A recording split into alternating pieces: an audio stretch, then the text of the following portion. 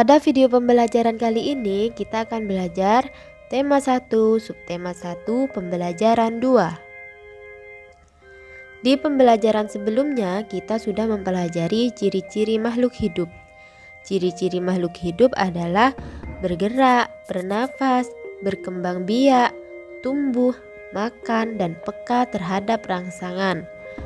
Nah, sekarang kita akan memahaminya lebih lengkap lagi. Perhatikan gambar berikut. Makhluk hidup bergerak dengan cara yang berbeda-beda. Manusia bergerak dengan kaki, ikan bergerak dengan sirip, cicak bergerak menggunakan perut. Kemudian, apakah tumbuhan juga bergerak? Jawabannya adalah ya, tumbuhan juga bergerak karena tumbuhan adalah makhluk hidup. Tapi, tumbuhan bergerak tidak sama dengan manusia dan hewan, yang jika bergerak mereka berpindah tempat. Gerakan tumbuhan adalah gerakan semu. Contohnya adalah tumbuhan bergerak ke arah matahari, seperti tumbuhan bunga matahari yang mekar di pagi hari dan condong mengikuti sinar matahari. Contoh yang lain adalah gerakan akar tumbuhan yang bergerak ke dalam tanah untuk mencari mata air. Ciri makhluk hidup yang kedua adalah bernafas. Alat pernafasan makhluk hidup juga berbeda-beda. Manusia bernafas menggunakan paru-paru. Ikan bernafas dengan insang. Kemudian, apakah alat pernafasan pada tumbuhan? Nah, alat pernafasan pada tumbuhan adalah stomata. Stomata ini adalah celah-celah pada lapisan epidermis tumbuhan dalam jumlah banyak yang terletak di permukaan bawah daun. Jadi, alat pernafasan tumbuhan adalah stomata yang terletak di bawah atau di bawah permukaan daun pada tumbuhan, yang diibaratkan jendela tempat keluar masuknya udara, sehingga tumbuhan juga bisa bernafas. Kita lanjut. Apakah ada alat pernafasan pada hewan selain insang dan ikan? Ada. Alat pernafasan yang pertama adalah paru-paru. Selain manusia yang bernafas dengan paru-paru, ada juga kelompok hewan yang bernafas dengan paru-paru. Contohnya adalah hewan yang menyusui atau hewan mamalia seperti sapi dan ikan paus.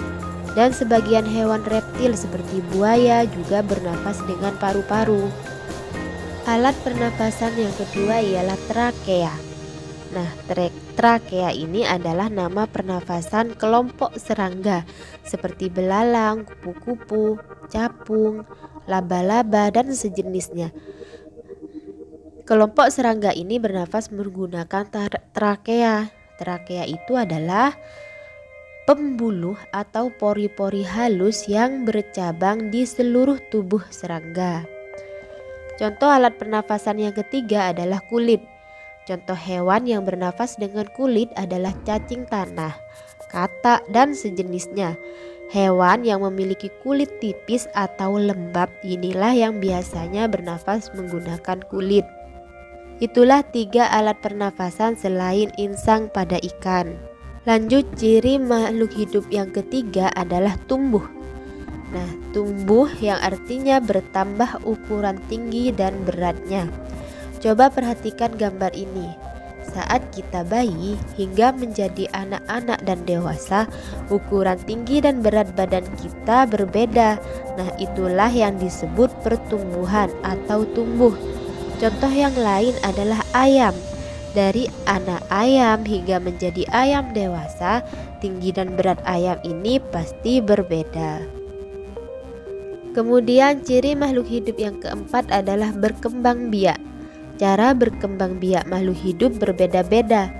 Ada yang berkembang biak dengan cara melahirkan, ada juga yang berkembang biak dengan cara bertelur.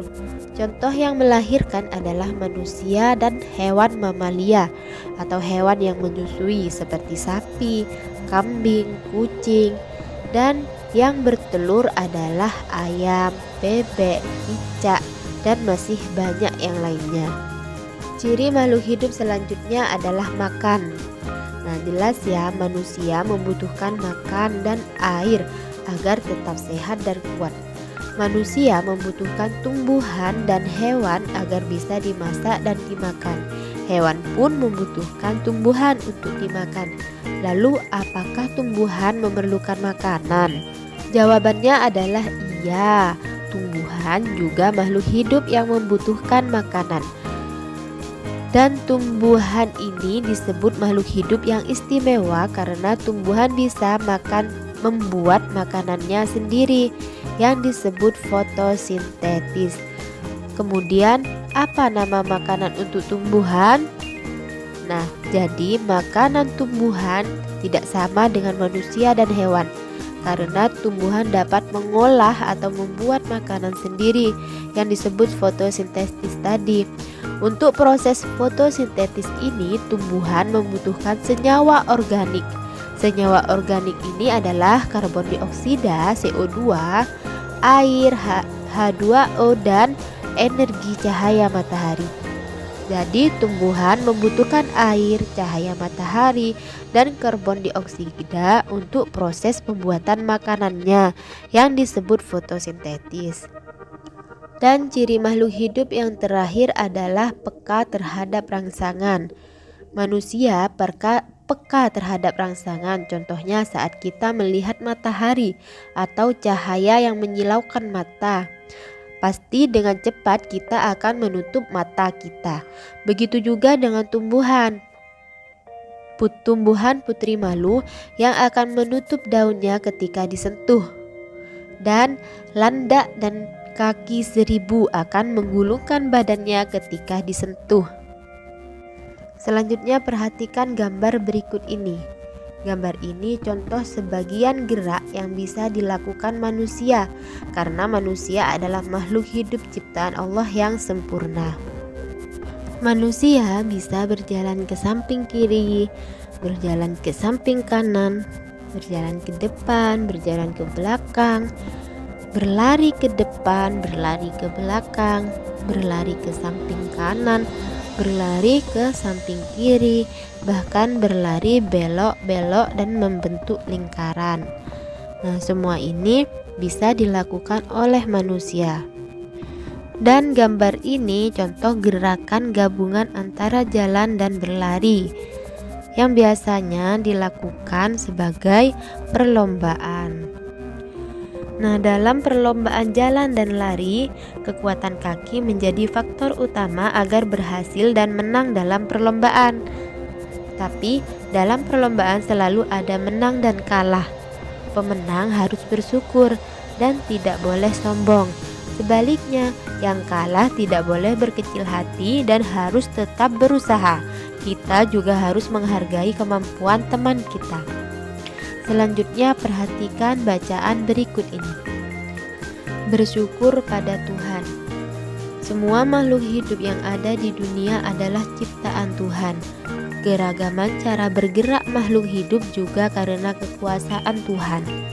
Semua itu adalah karunia Tuhan yang harus disyukuri. Menjaga kesehatan tubuh merupakan salah satu cara mensyukuri karunia Tuhan. Menghargai kemampuan teman yang lain juga merupakan bagian dari sikap syukur kepada Tuhan. Bersyukur kepada Tuhan termasuk pengamalan sila pertama Pancasila.